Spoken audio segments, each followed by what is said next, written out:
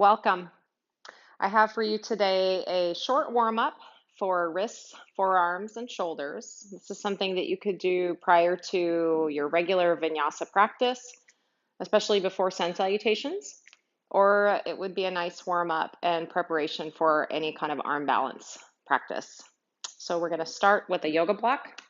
If you don't have a yoga block, probably not too big of a deal. You could also use a book about the same size. We'll come into tabletop position. Knees under hips, wrists approximately under the shoulders, and then we're just going to start to rock forward and back. Rock back until your wrists move out of that extended position, and then rock forward until your shoulders come just a little bit beyond your wrists into about 90 degrees of extension. I'm going to start to notice where you're feeling that. Come back with your hips and rotate your hands slightly outward. I'm going to start to feel the shoulders also moving slightly into that externally rotated position. Eyes of the elbows forward.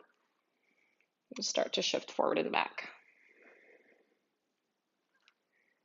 And keep the spine pretty neutral, or you could even find a little bit of extension as you move forward and a little bit of flexion as you move back. And then let's turn the fingertips even more out, rotating from the upper arm bone, eyes of the elbows now forward, biceps forward, shift forward and back. And pause here with shoulders over the wrist, start to move a little bit side to side. Pause right in the center, turn your fingers even more towards the outer borders of your mat. Rock your body weight forward, rock your body weight back. Start to feel a little more pressure towards the thumb side of your hand and index finger as you rock forward, and maybe a little bit more towards pinky side of the hand as you rock back. And then come right back over the wrist with your shoulders and rock side to side. A little bit of a twist in the upper chest here and the shoulders. Let one shoulder move forward, other shoulder move back. So there's almost like the sense of twisting in the upper chest and shoulder area. And then finally, we'll rotate wrists to face the front, fingers towards the knees. Come back with your hips just until you feel a sensation. And you're going to keep the fingertips down. Start to bend your elbows and lift your palms up off the floor, any amount, so you feel stretch in your fingers. Watch what's happening in your spine. Notice if you are overextending and see if you can counteract that with just neutralizing spine. Take one more breath. And then release palms to the ground. Rotate your hands back to forward facing and sit back on your heels. Open up your palms towards the sky. Let the back of your hands rest on your thighs and take a few breaths.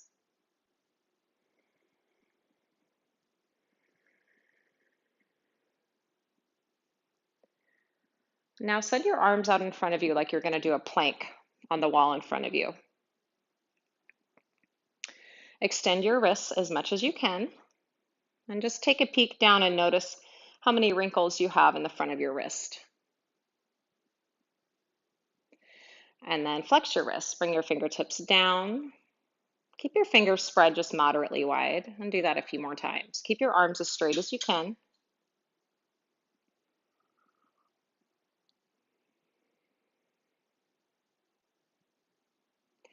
And really stretch through the arm bones. Try to imagine you're pushing a wall out in front of you away and feel your shoulder blades protract away from one another. Keep your arms straight. Squeeze your shoulder blades towards one another into retraction. See if you can keep that movement mostly in the shoulders and less in the spine. There will be a little bit of flexion as you move shoulder blades into protraction.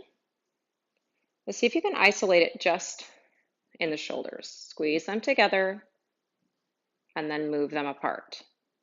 One more time, just move the arms back, squeeze shoulder blades together, and move them apart. Hopefully you're feeling just a little bit of heat in the forearms here. Let your arms rest for a moment. And then we're going to do that same thing with a little leverage against the floor. So this is not a real full cat-cow. We're going to try to keep it in the upper shoulder blades here and not so much in the pelvis. So see if you can keep your pelvis stationary. Drop your chest a little bit, squeeze your shoulder blades together, arms stay straight. And then push the floor away, dome your upper back without coming into a full flexed spine. So again, just try to isolate that activation in the shoulder blades. And do that twice. Arms stay straight, eyes of the elbows forward, scapular push-ups. And take a short break with your wrists. And once again, we're just going to notice our ability to extend the wrists without using any leverage to push against. Come back to your tabletop. Rock your hips back and take your hands with you. So keep that same wrist extension that you had with your palms pressing against the floor and hold your hands off of the floor, arms stay straight, and then shift forward. Shift back, palms lift. Keep the wrist extension and then shift forward. Shift back and hold for 5, 4, 3, 2, and take a little break. Now this next sequence is very challenging for me, so I'm still working on this. And it takes just a little bit of time to develop this skill. So if you're not getting it right away, don't be too hard on yourself.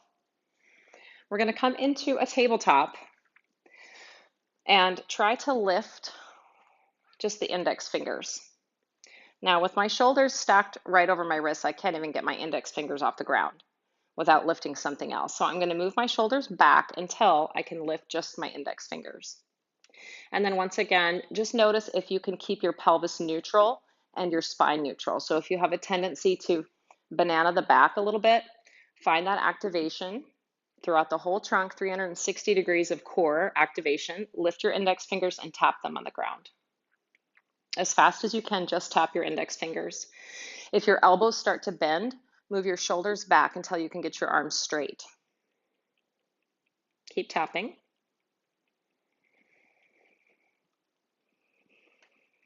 Now keep your index fingers down. Lift your middle fingers only. If the elbows bend, move your shoulders back. If you can keep your arms straight and the middle fingers up and the shoulders over the wrist, then do that. But you're trying to find this position where your arms are straight, middle fingers are up and tapping. Keep tapping. Good. Now the hardest one of all, ring finger. So start here, see if you can lift the ring finger. If you can't, keep moving shoulders back, straighten your arms, eyes of the elbows forward. Lift that ring finger and tap, tap, tap, tap, tap. Keep tapping. It's challenging. All right, last little bit. Pinky finger. Move back until you can get your pinky finger off of the ground, arms straight, eyes of the elbows forward, that upper arm bone is externally rotating, and tap, tap, tap, tap, tap. And then take a little break. Should be feeling that in the forearms a little bit, maybe in the wrists. Anything you want to do here that feels nice. And then we're going to do one more thing for shoulders. So we're going to start in a prone shavasana. So have your block handy here. Come all the way down to your belly. And for now, let's just bring our arms out to the sides like goalpost arms or cactus arms. Zipper up your thighs. Just float your head barely off the ground so that your neck is neutral. Zip up your legs, drive your pubic bone into the ground, and turn your bum on. So squeeze your glutes enough that you feel like you're almost tilting your pelvis into that posterior tuck. Now keep your elbows on the ground and raise up the wrists and the hands without bending your wrists, and then lower them down. Bring them up and lower them down. 2 more. Make sure the wrists aren't moving into a bent position. You're keeping them straight on with the forearms. Drive pubic bone down, turn the bum on. And now hold the forearms up into that diagonal position, elbows stay down, and then glide your elbows down beside your waist. Try to keep the hands up without extending or bending the wrists. I'm having to check myself. Reach your arms forward and up and glide them down. Forward and up and down. And then take a short break, arms by your side. Just turn your head one direction or the other and lay down. Lay down your head, take 2 breaths into shoulder blades.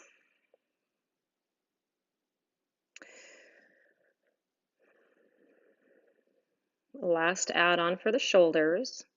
Reach your arms out in front of you and put your palms on the block. So be sure that your fingertips are free, and we want to be squeezing in on that block. And then bend your elbows so that you feel as if you're taking that block right over your head. Try to tuck the bum under again, pubic bone down, tops of the toes pressing into the ground. Maybe lift up the kneecaps a little bit, fire up your quads. Squeeze your inner thighs together. And now can you just lift your elbows off the ground? And lower.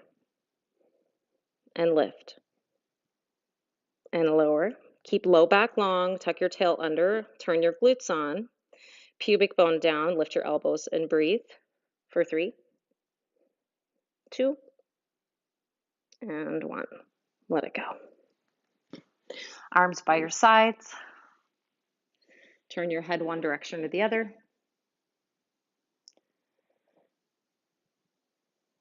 And then plant your palms beside your chest, fingers pointing forward.